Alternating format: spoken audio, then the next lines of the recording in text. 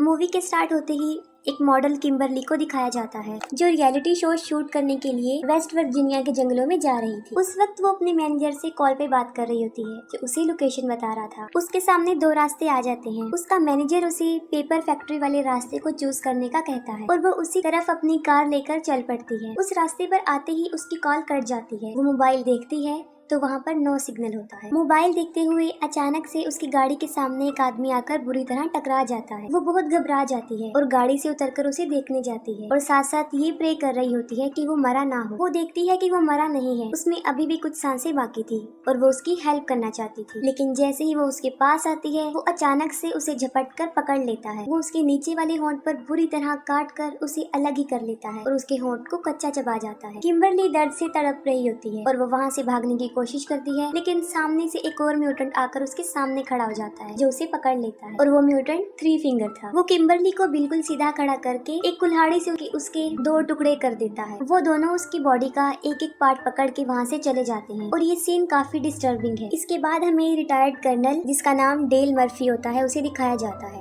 और वो ही West Virginia के जंगलों में रियलिटी शो का होस्ट कर रहा है। उनके शो का नाम अपोकलिप्स होता है। इस शो में टोटल 6 पार्टिसिपेंट जिनमें किम्बरली जो वहाँ पर पहुँच नहीं सकी क्योंकि वो रास्ते में ही म्यूटेंट्स का शिकार बन चुकी थी। शो को माइकल नाम का एक लड़का डील कर रहा था और वही शो का डायरेक्टर था। वो सब शूटिंग के लिए रेडी हो जाते हैं लेकिन किम्बरली वहाँ पर मौजूद नहीं थी, जिस पर माइकल डिसाइड करता है कि वो उसके बगैर ही अपने शूट को स्टार्ट करेंगे और वो शो की सेकंड प्रोड्यूसर मारा को कहता है कि 6 कंटेस्टेंट बन जाए और वो इस बात के लिए एग्री हो जाती है। वो पूरे जंगल में कैमरास फिट कर देते हैं ताकि सारे पार्टिसिपेंट्स पर नजर रख सके और साथ साथ वो पार्टिसिपेंट के ऊपर भी एक कैमरा लगा देते हैं। फिर वो शूटिंग स्टार्ट कर देते हैं। डेल उन लोगों को एक अजीबोगरीब टास्क दे देता है कि उन्हें जाकर जंगल में खाना ढूंढना है। उन 6 के 6 पार्टिसिपेंट्स को वो एक एक टीम में डिवाइड करते हैं। उन्हें सारे रूल्स बता दिए जाते हैं और इसके बाद उनका शो स्टार्ट हो जाता है। आरवी में उन लोगों ने जो कैमरा लगाया था उसके फुटेज में हम नील को देखते हैं जो उस वक्त टॉयलेट कर रहा होता है। तभी थ्री फिंगर पीछे से आकर उसे पकड़ लेता है और उसका गला काट के उसे मार देता है। इसके बाद हम देखते हैं डेल को जो जंगल में खड़ा उस गेम को सेटअप कर रहा होता है और जब वो वापस आता है कि किसी ने उसके एटीवी को तीर मारकर उसके टायर को पंचर कर दिया है। इसके बाद उस पर भी कोई तीरों से वार करना शुरू कर देता है लेकिन वो खुद को बचाकर दरख्त के पीछे छुप जाता है। लेकिन सामने से थ्री फिंगर उस पे कुल्हाड़ी फेंकता है। वो कुल्हाड़ी से बच जाता है और अपना चाकू निकालता है और थ्री फिंगर की तरफ फेंकता है जो सीधा जाकर उसके सीने में लगता है। लेकिन थ्री फिंगर को उसका जरा भी असर नहीं होता और वो चाकू पर लगे अपने ही खून को लीक करता है और अचानक से वहाँ पर एक और म्यूटेंट आता है जो डेल को पीछे से मारकर बेहोश कर देता है। दूसरी तरफ माइकल जो टीम ए को शूट कर रहा होता है, जो अपने चैनल को फेमस करने के लिए दुनिया को सर्वाइवल के अलावा और भी बहुत कुछ दिखाना चाहता था। लेकिन जेक इस बात से इनकार कर देता है। वो कहता है कि मैं ऐसा कुछ नहीं करूंगा क्योंकि मेरी फैमिली ने भी ये शो देखना है और ये कहकर वो वहाँ से चला जाता। लेकिन एलिना ये मौका गंवाना नहीं चाहती थी और वो चाहती थी कि वो शो में सबसे ज्यादा नजर आए और इसीलिए वो माइकल को लालच देती है। नीना और मारा को एक टास्क मिलता है और वो टास्क ये था कि उन्हें रिवर के पास जाकर अपना वो टास्क कंप्लीट करना था। वो तेजी से भागकर रिवर के पास आ जाती है और मारा उस टास्क को पूरा करने के लिए आगे बढ़ती है और देखते ही देखते वो टास्क को कंप्लीट कर लेती है। लेकिन साथ में वो माइकल और एलिना को भी देख लेती है जिससे वो काफी डिसहार्ट होती है क्योंकि ये सब कुछ वो माइकल के लिए ही कर रही होती है। वो काफी दुखी हो जाती है जिस पर नीना उसे बहुत समझाती है। एम्बर और जॉन्सी को जंगल में एक बारबेक्यू नजर आता है और वो समझते हैं कि शायद यही उनका टास्क है और वो कपड़े की मदद से उसे वहाँ से उठाकर ले जाते हैं। मारा उस जगह को छोड़ना चाहती थी और वो चलते चलते एक घर के सामने आ जाती है। वो घर के अंदर घुस जाती है ताकि वहाँ से वो फोन ढूंढ सके। उस घर में उन्हें डी फार्म लोगों की पिक्चर भी नजर आती है जिसमें टोटल 4 लोग होते हैं। 4 लोग पा, माँ, ब्रदर और सिस्टर जो कि बहुत खतरनाक म्यूटेंट्स थे। अभी वो पिक्चर्स देख ही रही होती है कि वहाँ पर कोई चिल्लाते हुए अंदर आ जाता है और वो दोनों छुपकर देखने लगती है और वहाँ पर माँ और सिस्टर होते हैं। माँ को डिलीवरी पेन हो रहा था। सिस्टर उसे टेबल पर लिटा देती है और वहीं पर वो एक बच्चे को पैदा कर। वो बच्चा बहुत ही ज्यादा खौफनाक था। नीना और मारा उस बच्चे को देख रही होती हैं। तभी सिस्टर की नजर उन पर पड़ जाती है। वो उन पर झपटने लगती है। तभी वो दोनों दरवाजा बंद कर देती हैं और एक बेड के सहारे से उस दरवाजे को मजबूती से बंद कर देती है। लेकिन बाहर से सिस्टर उस दरवाजे को तोड़ रही होती है और सारी विंडोज भी मजबूती से बंद होती है। वो काफी घबरा जाती है क्योंकि बचने का उनके पास कोई रास्ता नहीं होता। उन्हें कुछ समझ नहीं आ रहा रहा होता कि अब क्या करें। तब मजबूरन उन्हें उनके टॉयलेट पिट से बाहर आना पड़ता है। वो दोनों अपनी जान बचाकर तेजी से वहाँ से भाग रही होती है, लेकिन पा उन्हें देख लेता है। वो एक कुल्हाड़ी उनकी तरफ फेंकता है जो सीधा आकर मारा के सर पर लग जाती है। नीना उसे बचाने के लिए वहाँ पर नहीं रुकती और भाग जाती है। पा वहाँ पर आकर मारा के सर से वो कुल्हाड़ी निकालता है और नीना के पीछे चला जाता है। नीना वहाँ पर छुपी होती है और वो अपनी जान बचाने की बहुत कोशिश करती है। दूसरी तरफ माँ ट्रक लेकर पा को वहाँ से लेने आती है और ट्रक के ऊपर उसने मारा को भी बांधा होता है। वो उसकी उंगली को चबाकर दूर फेंक देती है और वो उंगली सीधा जाकर नीना के पास गिर जाती है। नीना बड़ी मुश्किल से अपने मुंह पर हाथ रख के अपना मुंह बंद करने की कोशिश करती है और जब वो लोग वहाँ से चले जाते हैं तब नीना भी वहाँ से भाग जाती है। माइकल वहाँ से निकलकर हार्वी की तरफ चला जाता है और पीछे से एलिना अकेली रह जाती है। ब्रदर छुपकर काफी देर से एलिना को देखता होता है। इतनी देर में सिस्टर भी वहाँ पर पहुँच जाती है और वो उसे देखकर जेलस होती है और ब्रदर को पीटना शुरू कर देती है। एलिना वहाँ से भाग रही होती है कि सिस्टर एक चाकू लेकर उसके पीछे पड़ जाती है। वो उसकी कमर में बहुत ज्यादा चाकू मारती है और उसे इतना जख्मी कर देती है कि उसकी स्पाइन तक नजर आने लगती है और वो मौके पर ही मर जाती है। डेल को जब होश आता है तो वो देखता है किसी ने उसे उल्टा लटकाया हुआ। थ्री फिंगर उसके सामने खड़ा होता है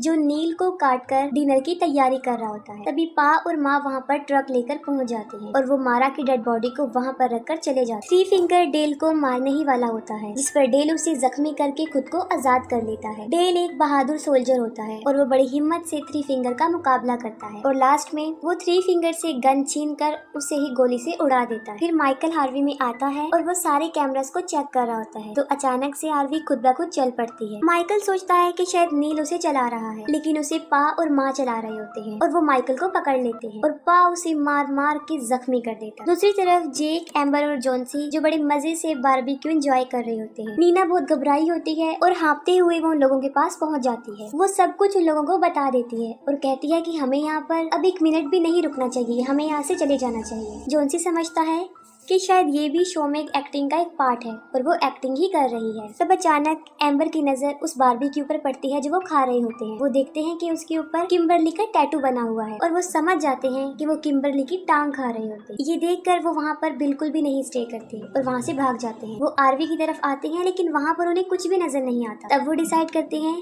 कि हमें अपनी जान बचाने के लिए पेपर मिल की तरफ भागना होगा। डेल को भी वो घर मिल जाता है और उस घर में उसे मेनार्ड मिलता है। मेनार्ड मूवी के फर्स्ट पार्ट में गैस स्टेशन का मालिक होता है। डेल वहाँ अपने जख्मों पर टांके लगा रहा होता है और मेनार्ड उन्हें इन म्यूटेंट्स के बारे में बताता है। वो उसे बताता है कि ये म्यूटेंट्स इनब्रीडिंग और पेपर मिल से निकलने वाले केमिकल वेस्ट की पैदावार है। और जैसे ही उसे पता चलता है कि डेल ने थ्री फिंगर को मार दिया है, वो उस पर अटैक कर देता है और साथ में वो कहता है कि थ्री फिंगर मेरा बेटा था। डेल वहाँ पे एक पड़ा हुआ एक डायनामिट उठाता है और उसे मेनार्ड के पीछे लगा देता है, जिससे एक बहुत बड़ा ब्लास्ट होता है और मेनार्ड के टुकड़े टुकड़े हो जाते। इसके बाद डेल उन म्यूटेंट से लड़ने की तैयारी करता है और सारे इंस्ट्रूमेंट इकट्ठे कर लेता है। वो चारों उस मिल को ढूंढ रहे होते हैं। तब जंगल से उन्हें किसी के चिल्लाने की आवाज आती है और वो ब्रदर और सिस्टर होते हैं और जब वो दोनों उन्हें देखते हैं तो वो उनके पीछे पड़ जाते हैं। नीना यहाँ पर भी खुदगर्जी का मुजाहिरा करती है और वो वहाँ से तीनों को छोड़कर भाग जाती है। वो तीनों उनका मुकाबला करते हैं, उनसे लड़कर उन्हें मारते भी हैं और वहाँ से भाग जाते। नीना भागते भागते एक गड्ढे में गिर जाती है और वो बाहर आने की बहुत कोशिश करती है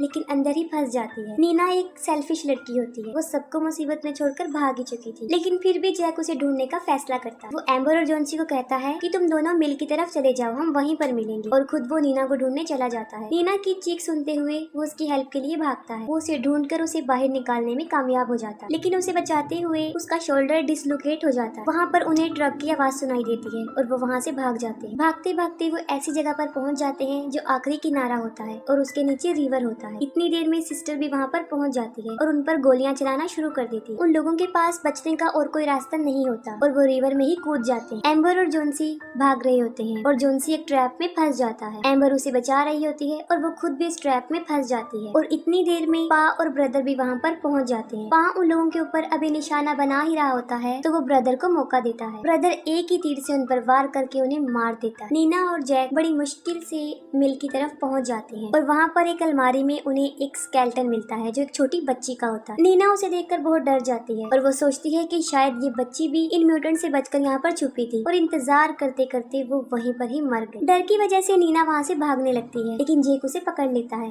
और कहता है कि जोन्सी और एम्बर यहाँ पर आने वाले हैं, हमें उनका वेट करना चाहिए। वहाँ वो देखते हैं कि विक्टिम्स की बहुत ज्यादा गाड़ियाँ खड़ी हुई थी, जो तादाद में बहुत ही ज्यादा थी, और वहाँ पर उनकी आरवी भी खड़ी, जिसमें माइकल की मुसलसल चिल्लाने की आवाजें आ रही। वो दोनों उसे बचाने के लिए आगे बढ़ते हैं। जब जेक अंदर जाता है तब वो देखता है कि माइकल लाइव आ रहा है और माँ उसे बड़ी बेरहमी से मार देती है, जिस पर जेक समझ जाता है कि ये उनके लिए बिछाया गया एक ट्रैप है। लेकिन अब वक्त गुजर चुका था और वो दोनों उन दोनों को भी पकड़ लेते हैं। नीना जब होश में आती है तब वो देखती है कि किसी ने उसे डाइनिंग टेबल के सामने बांधा हुआ है और जेक को भी सामने लटकाया हुआ है। तब उस फैमिली का डिनर का टाइम होता है और डिनर करने से पहले वो सब प्रे करते हैं। ब्रदर जबरदस्ती नीना के मुंह में खाना डालता है और यहाँ पर हमें पता चलता है कि वो फैक्ट्री ही असल में उनका घर था। माँ एक ग्राइंडर में बचे हुए बॉडी के वेस्ट पार्ट फेंक देती है और वहीं पर डेल उसे छुपकर देख रहा होता है। डेल बाहर आ जाता है और उसकी मूवमेंट से आवाज पैदा हो जाती है, जिससे उन सबको पता चल जाता है। आवाज सुनते ही वो उसे ढूंढना शुरू कर देते हैं। डेल ब्रदर और सिस्टर को अपने ट्रैप में फंसाता है और उन दोनों को भी डायनामिट से उड़ा देता है। अंदर नीना खुद को आजाद करने की कोशिश करती है और इतनी देर में डेल वहाँ पर पहुँच जाता है और वो उसे आजाद कर देता है। उसके बाद वो जेक को भी खोल देता है। तभी पा और माँ भी वहाँ पर आ जाते हैं और अपने बच्चों को टुकड़े टुकड़े हुआ देखकर वो दोनों पागल हो जाते हैं।